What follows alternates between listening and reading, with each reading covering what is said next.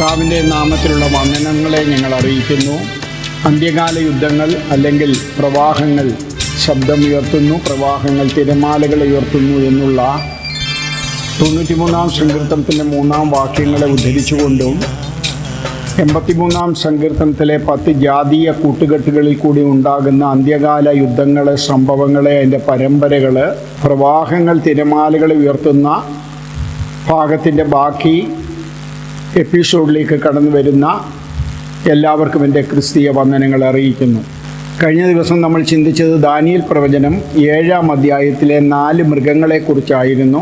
ആ 4 മൃഗങ്ങളിൽ ഒന്നാമത്തെ മൃഗം BC 606 to 538 വരെ വന്ന ഒന്നാമത്തെ സാമ്രാജ്യമാകുന്ന ബാബിലോണ്യ സാമ്രാജ്യം.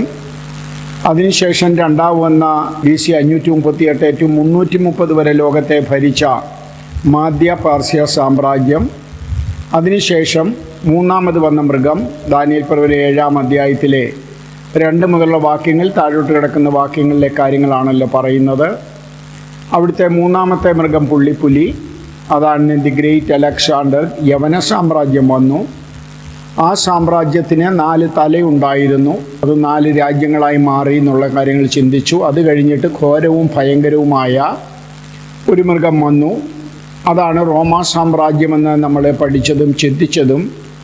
Near about BC 30 to AD 364 വരെയുള്ള ഒരു ഭരണകാലമായിരുന്നു ദാനിയേൽ പ്രവചനത്തിൻ്റെ കണക്കുകളിൽ ആ കാലഘട്ടം വരുന്നത്. ആ മൃഗത്തിനെ ദാനിയേൽ നോക്കിക്കൊണ്ടിരിക്കുമ്പോൾ 10 കൊമ്പ് മുളച്ചു വന്നതായിട്ടും ആ 10 കൊമ്പിൻ്റെ ഇടയിൽ നിന്ന് ഒരു ചെറിയ കൊമ്പ് മുളച്ചു വന്നതായിട്ടും ആ ചെറിയ കൊമ്പ് മുളച്ചു വന്നു കഴിഞ്ഞപ്പോൾ 3 കൊമ്പുകൾ വേരോടെ പറഞ്ഞു പോയതും ഉള്ള സംഭവങ്ങൾ വരെ നമ്മൾ ചിന്തിച്ചു.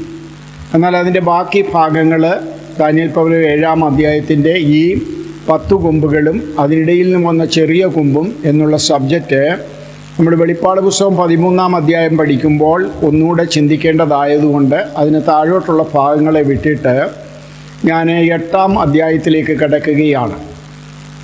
ദാനിയേൽ പ്രവചനം 7-ാം അധ്യായത്തിൽ 4 സാമ്രാജ്യങ്ങൾ ഇവിടെ ഉണ്ടാകുമെന്നും ആ സാമ്രാജ്യത്തിലെ മൂന്നാമത്തെ സാമ്രാജ്യമാകുന്ന ഗ്രീക്ക് സാമ്രാജ്യത്തിൻ്റെ അകത്തു നിന്നും 4 രാജ്യങ്ങളായിട്ട് അത് വിഭാഗിക്കപ്പെടുമെന്നും അദ്ദേഹത്തിൻ്റെ സേനാ കമാൻഡേഴ്സ് ആകുന്ന ലിസിമാക്കസ്, കസാഞ്ചർ, ടോളമി, അന്ത്യോക്യസ് ഇവർ വിഭാഗിച്ചെടുക്കുന്നു.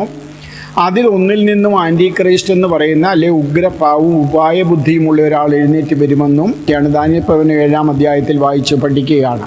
അതിനുശേഷം 8-ാം അധ്യായത്തിലേക്ക് വരുമ്പോൾ മാധ്യ പേർഷ്യ സാമ്രാജ്യം വരുന്നതും ആ മാധ്യ പേർഷ്യ സാമ്രാജ്യത്തിനെ അല്ലെങ്കിൽ യമന സാമ്രാജ്യം, അലക്സാണ്ടർ സാമ്രാജ്യം, അലക്സാണ്ടർ വന്ന് ആക്രമിക്കുന്നതുമായ സംഭവമാണ് 8-ാം അധ്യായത്തിൽ ദാനിയേൽ ദർശനം കാണുന്നത്. ഏതാണ്ട് ബെൽഷസ്സർ രാജാവിൻ്റെ വാഴ്ചയുടെ 3-ാം ആണ്ടിലാണ് അദ്ദേഹം ഈ ദർശനം കാണുന്നത്. അദ്ദേഹം ഏലാം സംസ്ഥാനം എന്ന് പറയുന്ന ഇറാനാണ്. ഇന്നത്തെ ഇറാൻ, പഴയ ഏലാം സംസ്ഥാനം അല്ലെങ്കിൽ അസിറിയ എന്നൊക്കെ പറയുന്ന രാജ്യങ്ങളാണ്. ഏലാം സംസ്ഥാനത്തിലെ ശൂഷൻ രാജധാനിയിലായിരുന്നു അദ്ദേഹം. ഇതിനെക്കുറിച്ചാണ് എസ്തേറിൻ്റെ പുസ്തകത്തിൽ നമുക്ക് കാണാം.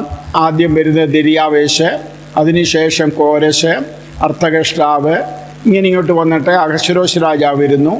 അഹശ്വേരോശ് രാജാവിൻ്റെ കാലത്താണ് എസ്തേറിൻ്റെ ചരിത്രം നമ്മൾ വായിക്കുന്നത്. എസ്തേറിൻ്റെ പുസ്തകത്തിലെ ചരിത്രം ഒരു നിഴലായിരുന്നെന്നും ആഖാഖ്യരുടെ വംശം ഇറാനിൽ കുടിയേറി പാർത്തെന്നുമുള്ള സബ്ജക്റ്റ് നമ്മൾ ചിന്തിച്ചിരുന്നു. ഏലാം സംസ്ഥാനത്തിലെ ശൂഷൻ രാജധാനിയിലെ കൂടി ഒഴുകുന്ന ഒരു നദിയാണ് ഉലായി നദി. ആ ഉലായി നദിയുടെ തീരത്ത് 2 കൊമ്പുള്ള ഒരു ആട്ടുകൊറ്റൻ ആ നദീതീരത്ത് നിൽക്കുകയാണ്. 2 കൊമ്പുള്ള ആട്ടുകൊറ്റനെ നമ്മൾ താഴോട്ട് വായിക്കുമ്പോൾ അതിൻ്റെ 3-ാം വാക്യത്തിൽ വായിക്കുമ്പോൾ അതിന് 2 കൊമ്പുണ്ടായിരുന്നു. എന്നാൽ അതിലൊരു കൊമ്പ് രണ്ടാമത് ഉത്ഭവിച്ചതാണ്.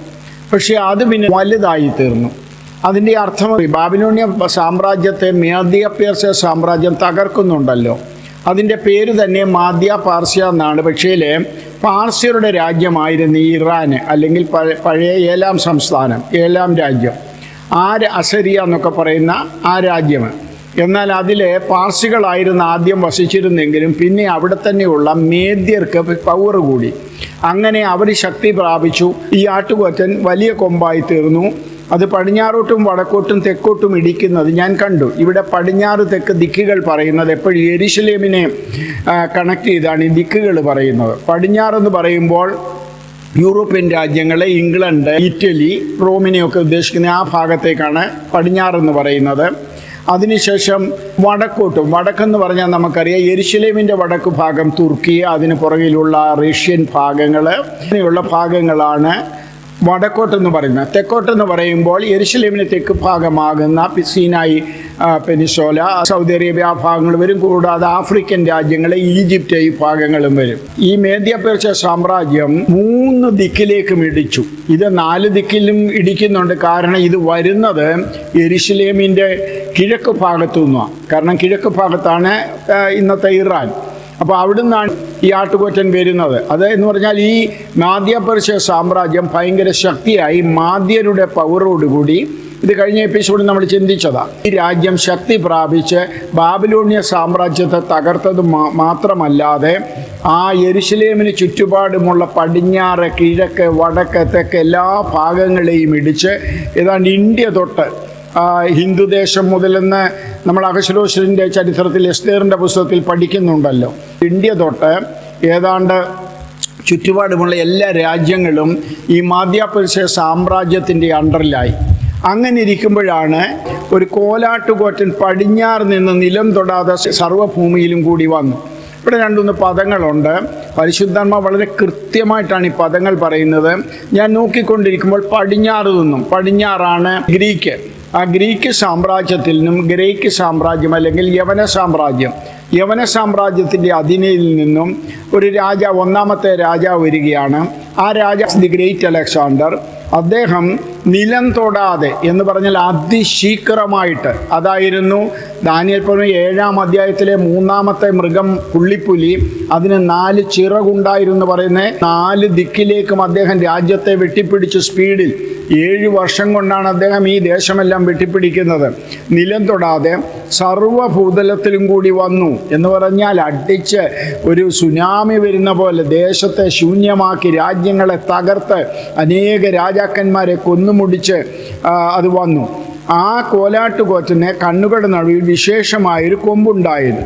അത് നദീതീരത്ത് നിൽക്കുന്നതായി ഞാൻ കണ്ട 2 കൊമ്പുള്ള ആട്ടുകൊറ്റൻ നേരെ ക്രോധത്തോടെ വന്നു. എന്ന് പറഞ്ഞാൽ യവന സാമ്രാജ്യം, അലക്സാണ്ടർ, മേദ്യ പേർഷ്യ സാമ്രാജ്യം വലിയ പവറിൽ നിൽക്കുന്ന 208 വർഷത്തെ ഭരണം അതിൻ്റെ കഴിയുമ്പോഴാണ് ഈ യവന രാജാവ് അല്ലെങ്കിൽ അലക്സാണ്ടർ രാജാവ് വരുന്നത്. അത് ആട്ടുകൊറ്റനോട് ക്രോധിച്ചു, അതിനെ ഇടിച്ചു, അതിൻ്റെ കൊമ്പ് 2ഉം തകർത്ത് കളഞ്ഞു. കൊമ്പ് 2ഉം തകർത്തു എന്ന് പറഞ്ഞാൽ മേദ്യയും തകർത്തു, പാർസിയെയും തകർത്തു, അവരുടെ പവർ തകർത്തു. അങ്ങനെ ആ മേദ്യ പേർഷ്യ സാമ്രാജ്യത്തെ തകർത്തിട്ട് യവന സാമ്രാജ്യം, 3ാമത്തെ സാമ്രാജ്യം ഇവിടെ വരികയാണ്. കോലാട്ടുകൊറ്റൻ ഏറ്റവും വലുതായി തീർന്നു. എന്നാൽ അത് ബലപ്പെട്ടപ്പോൾ ആ വലിയ കൊമ്പ് തകർന്നു പോയി. എൻ്റെ 1ാമത്തെ കൊമ്പ് തകർന്നു പോയി. അതിന് പകരം ആകാശത്തിലെ 4 കാറ്റിന് നേരെ ഭംഗിയുള്ള 4 കൊമ്പ് മുളച്ചു വന്നു.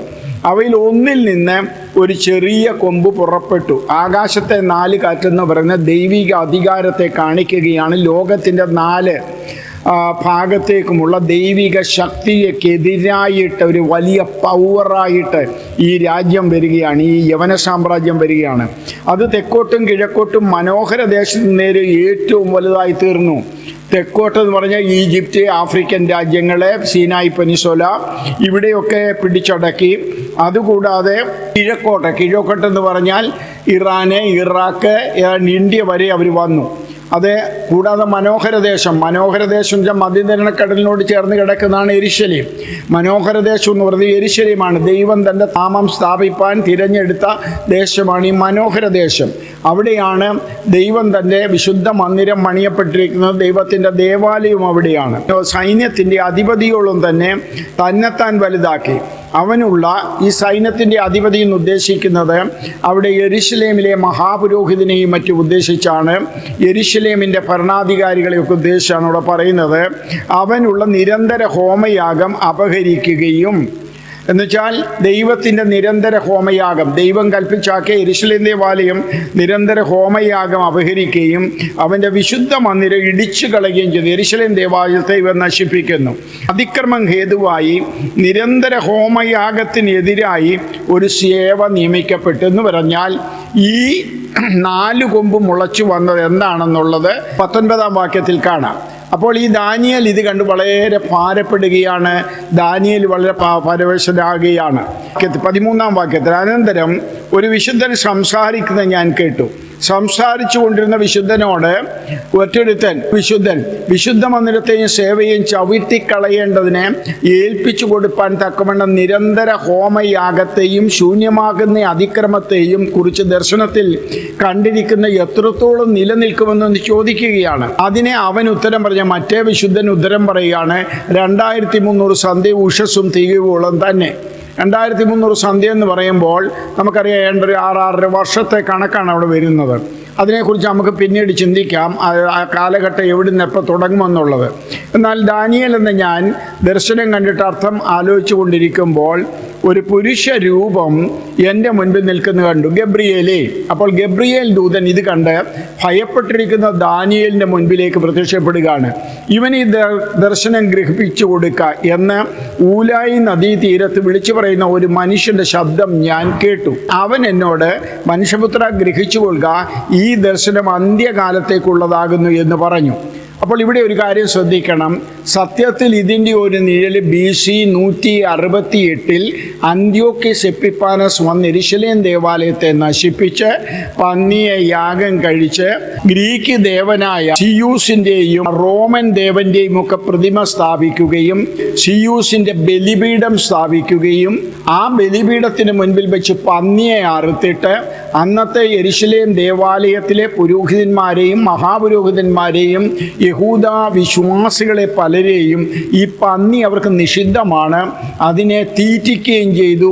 ജബർദസ്തി അല്ലെങ്കിൽ എന്തായെന്ന് പറയുക, അവരെ ബലപ്രയോഗം ചെയ്തിട്ട് അവരെ തീറ്റിക്കുകയും ചെയ്തിട്ടാണ് ചരിത്രം പറയുന്നത്. എന്നാൽ അവൻ എന്നോട്, മനുഷ്യപുത്ര, ഗ്രഹിച്ചുകൊള്ളുക, ഈ ദർശനം അന്ത്യകാലത്തേക്കുള്ളതാകുന്നു. ഞാൻ പറഞ്ഞല്ലോ, ഈ പദം നിങ്ങൾ ശ്രദ്ധിച്ചോണം. ഇവിടെ പറയുന്ന പദം അന്ത്യകാലത്തേക്കാണ്. പക്ഷെങ്കിൽ BC 168 അന്ത്യോക്യസ് എപ്പിഫാനസ് ഇതേ അർത്ഥത്തിൽ വന്ന് യെരുശലേം ദേവാലയത്തിൽ പന്നിയാഗം കഴിക്കുന്നുണ്ട്, സിയൂസിൻ്റെ പ്രതിമ സ്ഥാപിക്കുന്നുണ്ട്, ബലിപീഠം സമർപ്പിക്കുന്നുണ്ട്, റോമൻ ദേവൻ്റെ പ്രതിമ സ്ഥാപിക്കുന്നുണ്ട്, ഇതെല്ലാം ചെയ്യുന്നുണ്ട്. പക്ഷെങ്കിൽ ഇവിടെ പറയുന്ന ഇത് അന്ത്യകാലത്തേക്കുള്ള. അപ്പോൾ ഒരു നിഴൽ സംഭവം വന്നാലും ഇതിൻ്റെ പൊരുൾ വീണ്ടും വരും. അതാണ് ഇനിയും വരുവാനുള്ള അന്തിക്രൈസ്റ്റ്. അവൻ എന്നോട് സംസാരിച്ചു കൊണ്ടുമ്പോൾ ഞാൻ ബോധം കെട്ട് നിലത്ത് കവിണ് വീണു. അവൻ എന്നെ തൊട്ട് എഴുന്നേൽപ്പിച്ചു നിർത്തി. പിന്നെ അവൻ പറഞ്ഞത്, കോപത്തിൻ്റെ അന്ത്യകാലത്തെങ്കിൽ സംഭവിപ്പാനിരിക്കുന്ന ഞാൻ നിന്നെ ഗ്രഹിപ്പിക്കും. അത് അന്ത്യകാലത്തേക്കുള്ളതല്ലോ. നിങ്ങൾ വളരെ ഈ 3-4 പദങ്ങൾ ശ്രദ്ധിച്ചോണം. ഇവിടെ പറയുന്ന ഈ സംഭവം ഇടയ്ക്ക് ഇതിൻ്റെ നിഴൽ നടന്നാലും അല്ലെങ്കിൽ ഇതിൻ്റെ 1-ാം പദാർത്ഥം നടന്നാലും ഈ ദർശനത്തിൻ്റെ യഥാർത്ഥ സംഭവം നടക്കുന്ന അന്ത്യകാലത്തിങ്കലാണ്. അതാണ് യേശുക്രിസ്തു മത്തായിയുടെ സുവിശേഷം 24-ാം അധ്യായത്തിലെ 15-ാം വാക്യത്തിൽ പറയുന്ന, ദാനിയേൽ പ്രവാചകൻ മുഖാന്തരം അരുളി ചെയ്ത പോലെ ശൂന്യമാക്കുന്ന മ്ലേച്ഛാബിംബം നിൽക്കരുതാത്ത സ്ഥലത്ത് നിൽക്കുന്ന കാണുമ്പോൾ വായിക്കുന്നവൻ ചിന്തിച്ചു കൊള്ളണം, നിങ്ങൾക്ക് രാജ്യം അടുത്തു, നിങ്ങളുടെ രാജ്യം യഥാസ്ഥാനപ്പെടുത്താൻ പോകുകയാണ് എന്നുള്ള കാര്യം നിങ്ങൾ ഓർത്തോണം. പുതിയ നിയമവിശ്വാസികളും ഓർത്തോണം. കാഹളം ധ്വനിച്ച് നിങ്ങൾ പോകും. അത് കഴിയുമ്പോൾ ഇവിടെ ഒരു ആന്റിക്രൈസ്റ്റ് വരും. അവൻ 7 വർഷം ഭരിക്കും. 3.5 വർഷം കഴിയുമ്പോൾ ഇവിടെ പറയുന്നത് പോലെ അവൻ്റെ പ്രതിമ ദേവാലയത്തിൽ വെക്കും. അതാണ് വെളിപ്പാട് പുസ്തകം 13-ാം അധ്യായത്തിൽ പറയുന്ന ആന്റിക്രൈസ്റ്റിൻ്റെ പ്രതിമ. 20-ാം വാക്യം, അത് അന്ത്യകാലത്തേക്കുള്ളതല്ല. അത് വീണ്ടും എടുത്തെടുത്ത് പറയുകയാണ്, ഈ അന്ത്യകാലം അന്ത്യകാലം അന്ത്യകാലമെന്ന്. 2 കൊമ്പുള്ളതായി നീ കണ്ട ആറ്റുകൊറ്റൻ പാർസി രാജാക്കന്മാരെ കുറിക്കുന്നു. അതാണ് നമ്മൾ 7-ാം അധ്യായത്തിൽ കണ്ട കരടിയുടെ മൃഗവും മേദ്യ-പെർഷ്യ സാമ്രാജ്യം. അതാണ്ട് 208 വർഷമാണ് ആ മേദ്യ-പെർഷ്യ സാമ്രാജ്യം ലോകത്തെ ഭരിക്കുന്നത്. പരിവരുത്ത കോലാട്ടുകോറ്റൻ യവന രാജാവും, എന്നുവെച്ചാൽ ഗ്രീക്ക് രാജാവ്, ഗ്രേക്കുല രാജാവ്. അതിൻ്റെ കണ്ണുകളുടെ നടുവിലുള്ള വലിയ കൊമ്പ് 1-ാമത്തെ രാജാവുമാകുന്നു. അതാണ് അലക്സാണ്ടർ. BC 330 to 323 വരെ ഏകദേശം ലോകത്തെ കിടിലം കൊള്ളിച്ച അലക്സാണ്ടർ. അദ്ദേഹം ഒരു കൊടുങ്കാറ്റ് പോലെ തകർത്താണ് ഇങ്ങോട്ട് വരുന്നത്. എന്നിട്ട് അത് തകർന്ന ശേഷം 4 കൊമ്പ് മുളച്ചതോ 4 രാജ്യം ആ ജാതിയിൽ നിന്ന് ഉത്ഭവിക്കും. എങ്ങനെ ദാനിയേൽ പ്രവചനം 7-ാം അധ്യായത്തിലെ 3-ാമത്തെ മൃഗമാകുന്ന പുള്ളിപ്പുലിക്ക് 4 തലയുണ്ടായിരുന്നോ, ആ 4 തലയുടെ സ്ഥാനത്ത് ഇവിടെ 4 കൊമ്പായിട്ട് പറയുകയാണ്, 4 രാജാക്കന്മാരായിട്ട് പറയുകയാണ്.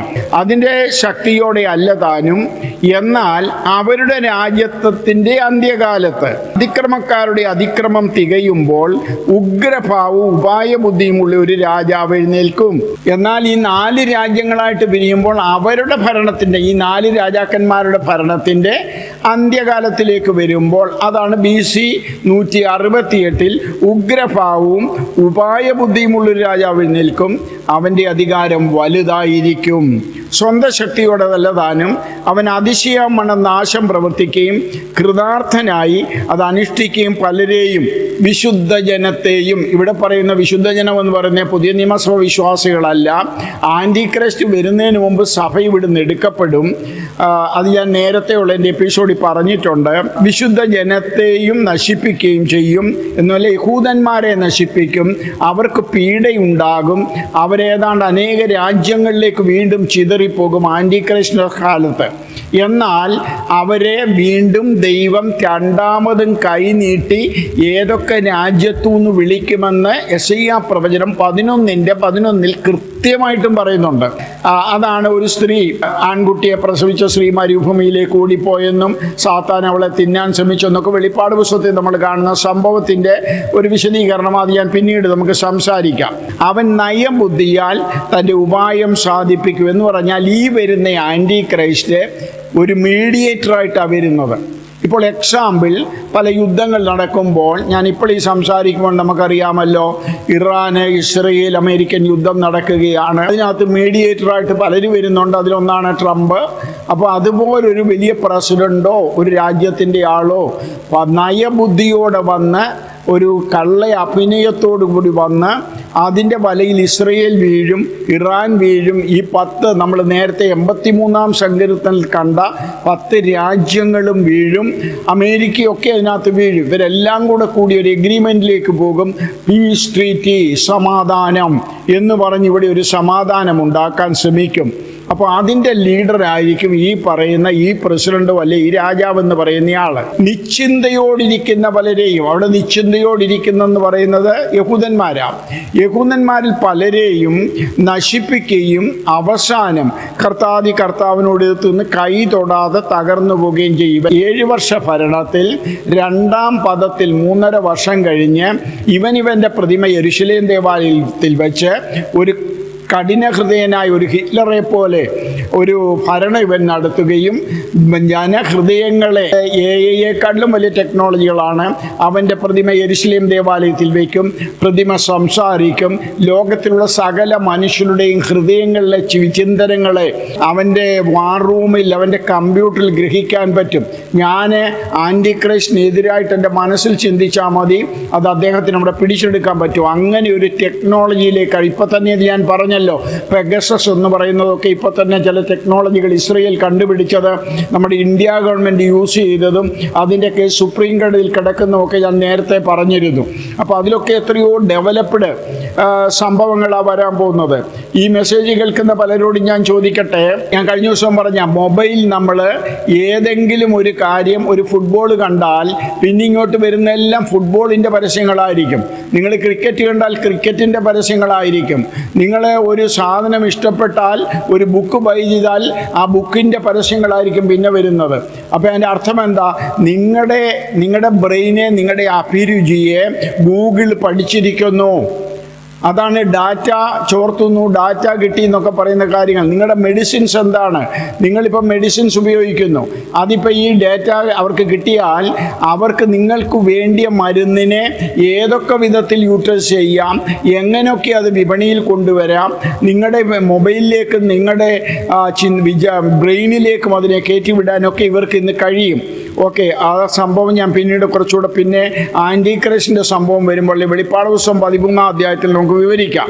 26-ാം വാക്യം കൂടെ, സന്ധ്യകളെയും ഉഷസ്സുകളെയും കുറിച്ചുള്ള പറഞ്ഞിരിക്കുന്ന ദർശനം സത്യമാകുന്നു. ദർശനം ബഹുകാലത്തേക്കുള്ളതാകിയാൽ അതിനെ അടച്ചു വയ്ക്കാം. പക്ഷേ ഈ അടച്ചു വെച്ച പുസ്തകത്തെ പിന്നെ തുറക്കുന്നത് എന്താണെന്നറിയാമോ? വെളിപ്പാട് പുസ്തകം വന്നപ്പോഴാണ്, AD 90-ന് ശേഷമാണ്. വെളിപ്പാട് പുസ്തകം വന്ന് പിന്നെയും വർഷങ്ങൾ കഴിഞ്ഞ് തുറന്നു കിട്ടുന്നത്. അപ്പോൾ ഇത് അടച്ചു വെക്കുന്നത്, ഇത് ബഹുകാലത്തേക്കുള്ളതെന്ന് പറഞ്ഞത് ഇതിൻ്റെ നിഴലായിട്ട് BC 168 അന്ത്യോക്കസ് എപ്പിഫാനസ് യെരുശലേമിൽ വന്ന് പന്നിയെ യാഗം കഴിച്ചതിനെ നശിപ്പിക്കുകയും മക്ബേസിനെ എതിർക്കുകയും ചെയ്ത ആ സംഭവങ്ങളല്ല. അതൊക്കെ കഴിഞ്ഞ് ഇനിയും അന്ത്യകാലത്ത് പുതിയ നിയമസഭ ഇവിടുന്ന് എടുക്കപ്പെട്ട ശേഷം ഇവിടെ വരുന്ന ആന്റി ക്രിസ്റ്റിനെ കുറിച്ചാണ് ഇവിടെ പറയുന്നത്. 8-ാം അധ്യായത്തിൻ്റെ പ്രതിപാദ്യ വിഷയം എന്തെന്ന് ചോദിച്ചാൽ, രണ്ടാമത്തെ സാമ്രാജ്യമാകുന്ന മാധ്യപേർഷ്യ സാമ്രാജ്യത്തെ ഗ്രീക്ക് സാമ്രാജ്യത്തിൻ്റെ 1-ാമത്തെ രാജാവ് വന്ന് തകർക്കുകയും അദ്ദേഹത്തിൻ്റെ ഭരണം 7 വർഷം കഴിഞ്ഞ് അദ്ദേഹം ഈ ലോകത്തിൽ നിന്ന് മരിച്ചടക്കപ്പെടുകയും അദ്ദേഹത്തിൻ്റെ 4 സേനാപതികൾ ലിസിമാക്കസ്, കസാഞ്ചർ, ടോളമി, അന്ത്യോക്യസ് അലക്സാണ്ടർ രാജ്യം വിഭാഗിച്ചെടുക്കുന്നു. ലിസിമാക്കസും കസാഞ്ചറും ഏഷ്യ മൈനറും അതുപോലെ തന്നെ യൂറോപ്യൻ രാജ്യങ്ങളും പിടിച്ചെടുക്കുമ്പോൾ ടോളമിയാണ് ആഫ്രിക്ക, ഈജിപ്ഷ്യൻ പ്രദേശങ്ങൾ പിടിച്ചെടുക്കുന്നു. അന്ത്യോക്കസ് എപ്പിഫാനസ് സിനായ് പാനിസോല ഉൾപ്പെടെ ഇറാൻ, ഇറാഖ് ഭാഗങ്ങളെ, അഫ്ഗാനിസ്ഥാന്, ഇന്ത്യ വരെ ഏതാണ്ട് ഭാഗങ്ങൾ പിടിച്ചെടുക്കുന്നു. അങ്ങനെ അതിൽ ഈ 4 രാജ്യങ്ങൾ പിടിച്ചെടുത്തെങ്കിലും ശ്രദ്ധിക്കണം, ബൈബിൾ പിന്നെ ലിസിമാക്കസിൻ്റെ രാജ്യത്തെക്കുറിച്ചും കസാഞ്ചറിൻ്റെ രാജ്യത്തെക്കുറിച്ചും പിന്നെ മിണ്ടുന്നില്ല. വേദം നിശബ്ദമാണ് അവിടെ. അതിനുശേഷം പറയുന്ന 2 രാജ്യങ്ങളാണ്, ഒന്ന് ഈജിപ്റ്റ് തെക്കേ രാജ്യമെന്നും സിറിയ വടക്കേ രാജ്യമെന്നും പറഞ്ഞു വരുന്നത്. അതിനെക്കുറിച്ചുള്ള പിന്നത്തെ പ്രതിപാദ്യ വിഷയം വരുന്നത് ദാനിയേൽ പ്രവചനം 11-ാം അധ്യായത്തിലാണ്. ഈ 2 രാജ്യങ്ങളിൽ ഒന്നിൽ നിന്നാണ് ആൻറ്റി ക്രൈസ്റ്റ് വരുന്നതെന്ന് സ്പഷ്ടമായിട്ടും പറയുക, ആരും തർക്കിക്കണ്ട. കാരണം ഇവിടെ പറയുന്ന 2-3 പദം ശ്രദ്ധിച്ചോണം. അതിൻ്റെ 17ൻ്റെ അവസാനം ഗ്രഹിച്ചു കൊടുക്കുക. ഈ ദർശനം അന്ത്യകാലത്തേക്കുള്ളതാകുന്നു. BC 168 അല്ല, അത് അന്ത്യകാലമല്ല. അന്ത്യകാലം എന്ന് പറഞ്ഞാൽ കൃപായുഗത്തിൻ്റെ അവസാനത്തിലേക്ക് വരുമ്പോഴേ അന്ത്യകാലം. കൃപായുഗം തൊട്ടങ്ങോട്ട് അന്ത്യകാലമാണ്. 19 നോക്ക്, അവിടെയും പറഞ്ഞു അന്ത്യകാലത്തെങ്കിൽ സംഭവിക്കാനുള്ളതാ. എന്നാൽ ഇതിൻ്റെ 1-ാം പദം ഒരു നിഴൽ വന്നത് എന്തിനെന്നറിയാമോ?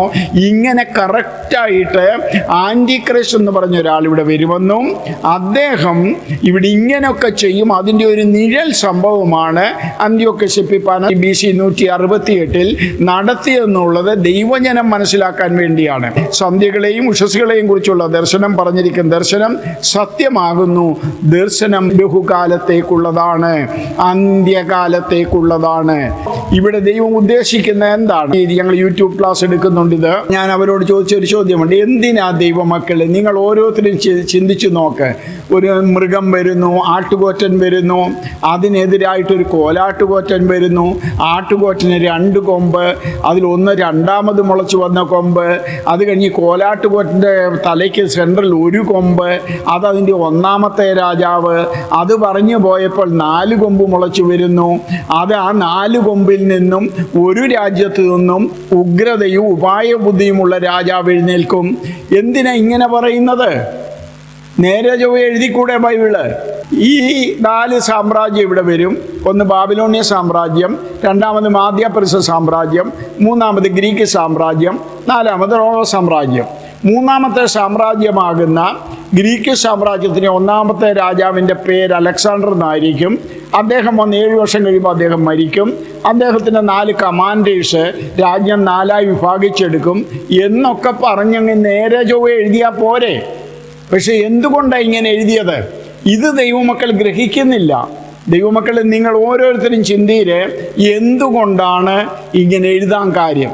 ഇനി അത് ഗ്രഹിക്കാത്ത ആരെങ്കിലും ഉണ്ടെങ്കിൽ എൻ്റെ ഫോൺ നമ്പറിൽ ഫോൺ ചെയ്യുക, ഞാൻ നിങ്ങളോട് പറഞ്ഞുതരാം എന്താ ഇങ്ങനെ എഴുതിയേക്കുന്നത്. ഇങ്ങനെ വളച്ചു കെട്ടി എഴുതി വരുമ്പോൾ ഇത് വായിച്ചു തുടങ്ങുന്ന അനേകരും പുസ്തകം മടക്കി വെച്ചിട്ട് പോകും, അവർക്ക് വായിക്കണ്ട. ഇവിടെയാണ് ലൂക്കോസിൻ്റെ സുവിശേഷം 8-ാം അധ്യായത്തിലെ 9-10 വാക്യങ്ങൾ നിങ്ങൾ ഗ്രഹിക്കേണ്ടത്. ഉപമകളിൽ കൂടാണ് ദൈവം സംസാരിക്കുന്നത്. എന്തിനാ ഉപമ? വരം ലഭിച്ചവർക്ക് ഇത് മനസ്സിലാകാവൂ, അല്ലാത്തവർ കേട്ടിട്ട് ഗ്രഹിക്കരുത്, കണ്ടിട്ട് കാണരുത്. അപ്പൊ ദൈവത്തിൻ്റെ ഉദ്ദേശം എന്താന്ന് നിങ്ങൾക്ക് മനസ്സിലായോ? കേട്ടിട്ട് ഗ്രഹിക്കരുത്. നിങ്ങളത് വായിച്ചു നോക്കാം വാക്യം. കേട്ടിട്ട് ഗ്രഹിക്കരുത്, കണ്ടിട്ട് കാണരുത്. എന്നാൽ വരം ലഭിച്ചവർക്ക് ഇത് മനസ്സിലാകും എന്ന് പറഞ്ഞാൽ, ഞാനൊരു ലോക്കൽ പദം വേണേൽ ഉപയോഗിക്കാം, നിങ്ങൾ എന്നെ തെറ്റിദ്ധരിക്കല്ലേ. ഇത് ഉഴപ്പന്മാർക്കുള്ളതല്ല, ദൈവത്തിൻ്റെ വേല ഉദാസീനതയോടെ ചെയ്യുന്നവനുള്ളതല്ല. ഇത് പഠിക്കാൻ ദാഹം വേണം, താല്പര്യം വേണം, ക്ഷമ വേണം, ആത്മനിറവ് വേണം, കൃപ വേണം. അല്ലാത്തവന് 5 ഭർത്താക്കന്മാരായിട്ടേ കാണത്തുള്ളൂ. അവന് അപ്പുറത്തോട്ട് ചിന്തിക്കാൻ കഴിവില്ല. അവരോട് നമ്മളൊന്നും പറഞ്ഞിട്ട് കാര്യമില്ല. യവന രാജാവ് വരുന്നു. യവന രാജാവ് മാദ്യ പെർഷ്യയെ തകർത്തിട്ട് ഇവിടെ 4 രാജ്യമായിട്ട് അത് പിരിയുകയാണ്. അതിലൊന്നാണ് ഈജിപ്റ്റ്, രണ്ടാമത്തെ രാജ്യം സിറിയ. ആ ഈജിപ്തിനാണ് തെക്കേ രാജ്യമെന്നും സിറിയയ്ക്ക് വടക്കേ രാജ്യമെന്നും പറയുന്നത്. ദൈവത്തിൻ്റെ ജനമേ, കൃത്യമായിട്ടും പറയുന്നു, ഇതിലൊരു രാജ്യത്തു നിന്നും ആൻറ്റി ക്രൈസ്റ്റ് വരും. പക്ഷേ ഇവിടുത്തെ പദങ്ങൾ ഞാൻ വീണ്ടും എടുത്തു പറയട്ടെ. ഇത് അന്ത്യകാലത്തേക്കുള്ളതാണ്. ഇത് അന്ത്യകാലത്തേക്കുള്ളതാണെന്ന് ഏതാണ്ട് 3-ലധികം പ്രാവശ്യം അവിടെ എടുത്തെടുത്ത് പറയുന്നുണ്ട്. ഇത് അന്ത്യകാലത്തേക്കുള്ളതാണ്. ഇനി അവിടെ ഒരു പദമുണ്ട്, 23-ാം വാക്യം. എന്നാൽ അവരുടെ രാജത്വത്തിൻ്റെ അന്ത്യകാലത്തെ അതിക്രമക്കാരുടെ അതിക്രമം തികയുമ്പോൾ. ആരാണ് ഈ അതിക്രമക്കാർ? അത് നമ്മുടെ ഇതിനു മുമ്പുള്ള എപ്പിസോഡിലുണ്ട്. ആരോടാണ് അതിക്രമം? ഇവിടെയാണ് ശ്രദ്ധിക്കേണ്ടത്. മോശയെ ഹോരോബിലേക്ക് വിളിക്കുമ്പോൾ ഒരു മുൾപ്പടർപ്പ് അവിടെ കത്തുക, തീ ആളിക്കത്തുക മുൾപ്പടർപ്പിൽ. പക്ഷേ ആ മുൾപ്പടർപ്പോ വെന്തുപോയില്ല. അതാണ് ഇസ്രയേൽ. ഇസ്രയേലിനോട് 1948 മുതൽ ഇതാ നമ്മൾ 83-ാം സങ്കീർത്തനത്തിൽ പറയുന്നത് പോലെ ഇതാ നാം ഒന്നിച്ചു കൂടുവീൻ. അവരൊരുമിച്ച് കൂടി രഹസ്യമായിട്ട് ഒരു കൂട്ടായ്മ കൂടി പറയുകയാണ്. ഇസ്രയേൽ എന്ന് പറയുന്ന രാജ്യം ഭൂമുഖത്തില്ലാതെ അവരെ നശിപ്പിച്ച് കളയണം. അവരുടെ പേർ പോലും ഇനി ഓർക്കല്ലേ. അങ്ങനെ 10 രാജ്യങ്ങൾ എഗ്രിമെൻ്റ് ചെയ്യുന്നു. ആ 10 രാജ്യങ്ങൾ പല പ്രാവശ്യം എഗ്രിമെൻ്റ് ചെയ്തു.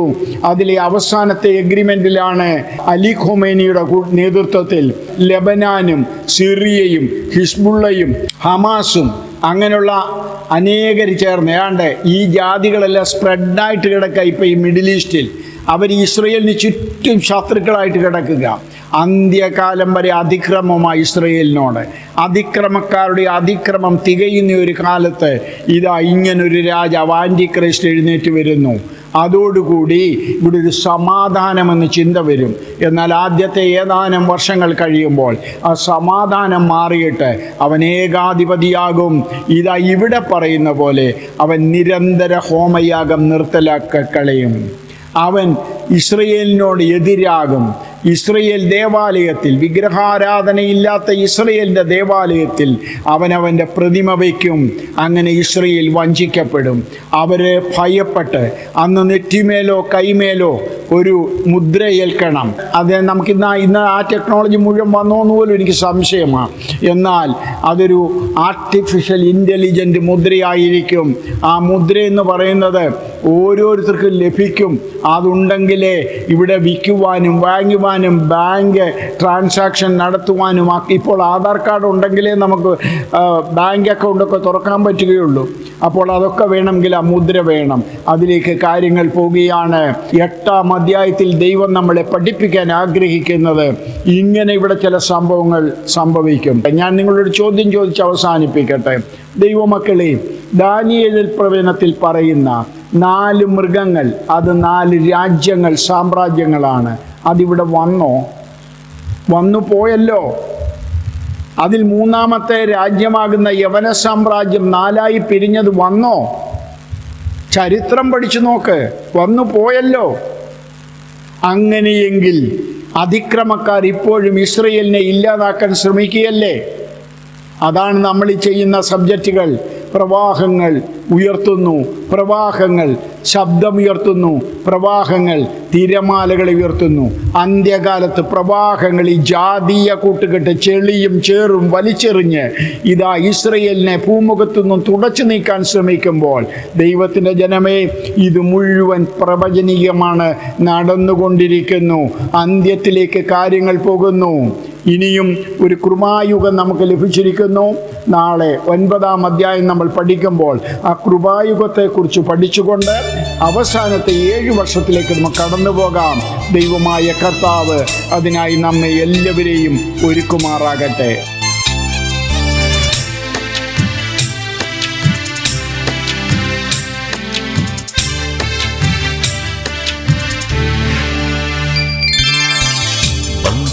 తండ్రి నా యేసయ్యా